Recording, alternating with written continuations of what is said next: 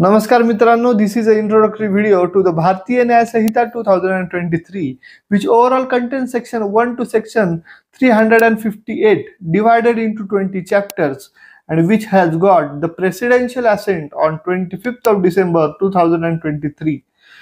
It will come into the force on 1st of July 2024. या कायद्याने Indian Pinal code 1860 ला repeal केलेला आहे, which was overall containing section 1 to section 511 divided into 23 chapters and which was drafted by the first law commission under the chairmanship of Thomas Babington Macaulay.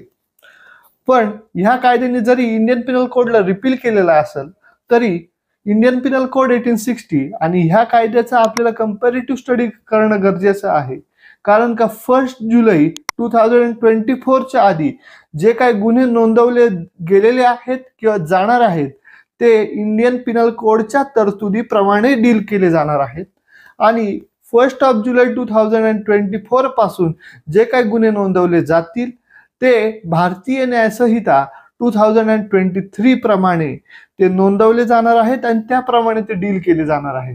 So we need to comparatively study both the legislation. आता ह्या दोन्ही जे legislation आहेत याचा basic difference जर तुम्ही बघितला तर आधीचं जे होतं ते होतं भारतीय दंड संहिता आणि आत्ताचं जे आहे भारतीय न्याय संहिता. त्यामुळं दंड आणि न्याय ह्या दोन शब्दामध्ये खूप डिफरन्स आहे. पहिलं तर दंड म्हणजे काय, ज्या व्यक्तीने गुन्हा केलेला आहे त्या व्यक्तीला शिक्षा देणं हा त्या कायद्याचा ऑब्जेक्ट होता. पण आत्ताचं जे संहिता आपण आणलेली आहे त्यामध्ये न्याय हा शब्द आहे, म्हणजे ज्या व्यक्तीच्या विरोधात गुन्हा झालेला आहे त्या व्यक्तीला लवकरात लवकर न्याय मिळावा हा याचा उद्देश आहे, असं ह्या नावावरून आपल्याला दिसून येतं.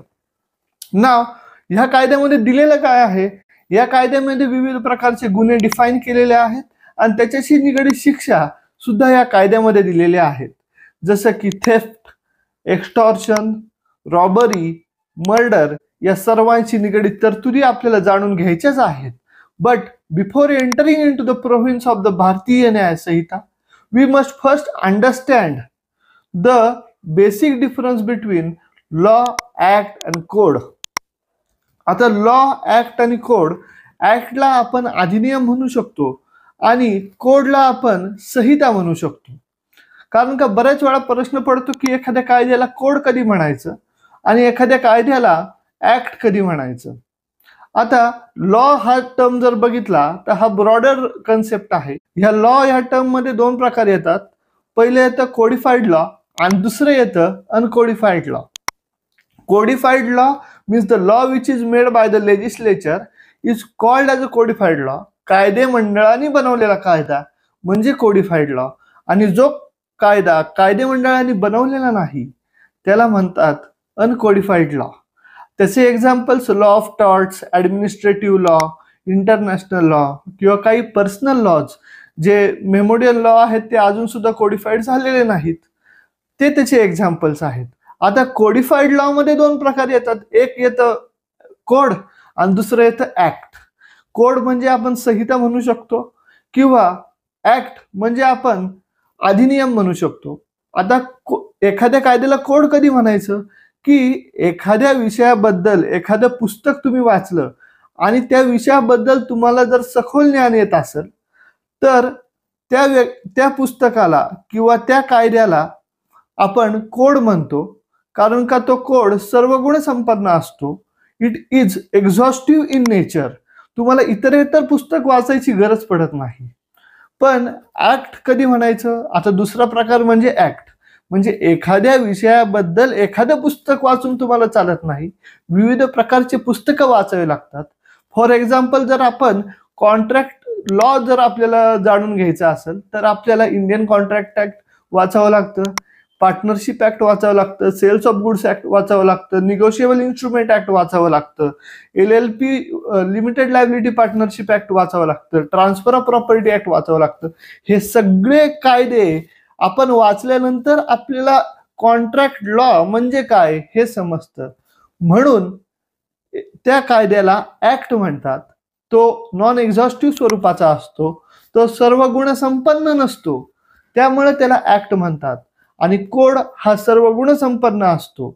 ज्याचे एक्झाम्पल आपण सांगू शकतो की भारतीय न्याय संहिता, भारतीय नागरिक सुरक्षा अधिनियम जो आधी कोड ऑफ क्रिमिनल प्रोसिजर होता, आणि MLRC Maharashtra land revenue code. It is a complete code in it self. दुसरे पुस्तकं तसे वाचायची आपल्याला गरज नाही. तर आय होप तुम्हाला बेसिक डिफरन्स समजलेला असेल. लॉ हे दोन प्रकारचे असतात, एक असतं कोडिफाईड लॉ आणि दुसरं असतं अनकोडिफाईड लॉ. म्हणजे कायदे मंडळाने बनवलेला कायदा म्हणजे कोडिफाईड लॉ, आणि कायदे मंडळाने जो कायदा बनवलेला नाही त्याला आपण अनकोडिफाईड लॉ म्हणतो. आता भारतीय न्याय संहिता आणि भारतीय दंड संहिता याच्यामध्ये बेसिक डिफरन्स काय आहे नक्की, तर बऱ्याचशा तरतुदी ज्या आहेत ते एकसारखेच आहेत. फार फार तर त्याचे सेक्शनची अरेंजमेंट बदललेली आहे आणि सेक्शनचे जे नंबर्स आहेत ते बदललेले आहेत. आणि नव्या कायद्यामध्ये त्यांनी बरेचसे सेक्शन्स जेंडर न्यूट्रल केलेले आहेत, आणि काही ऑर्गनाइज्ड क्राईम किंवा टेररिस्ट ऍक्ट्स जे आहेत ते ह्या कायद्यामध्ये ऍड केलेले आहेत, आणि त्याला थोड्याशा डिटरंट अप्रोचनी बघितलेला आहे. तर आय होप तुम्हाला आजचं इंट्रोडक्टरी लेक्चर कळालेलं असेल, कारण का आपण सेक्शन 1चा क्लॉज 1 जो आहे तो ऑलरेडी कव्हर केलेला आहे, आणि क्लॉज 2 सुद्धा तो कव्हर केलेला आहे. कारण का क्लॉज 1 मध्ये असं दिलेलं आहे, this act may be called as Bharatiya Nyaya Sanhita 2023, आणि it shall come into the force on 1 July 2024. आणि आपण आता पुढच्या व्हिडिओमध्ये पाहणार आहोत भारतीय न्याय संहितेचं territorial jurisdiction and extra territorial jurisdiction, जे सेक्शन 1 सबसेक्शन 3 आणि सेक्शन 1 सबसेक्शन 5 मध्ये दिलेलं आहे. पूर्वीचं ते जे सेक्शन्स होते ते होते सेक्शन 2 आणि सेक्शन 4.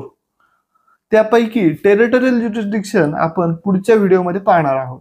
हा इंट्रोडक्टरी व्हिडिओ जर तुम्हाला आवडला असेल तर नक्की या व्हिडिओला लाईक करा, माझ्या चॅनलला सबस्क्राईब करा, आणि व्हिडिओ शेअर करायला विसरू नका.